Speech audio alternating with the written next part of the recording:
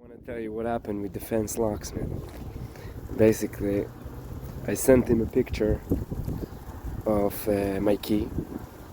The guy went, the key of the car, right? The guy went and printed me a new key. It's right there. Look at that. The key goes in, open up. And for you to understand, I live in New York City, he's in Buffalo. Defense Locksmith, #1 in business.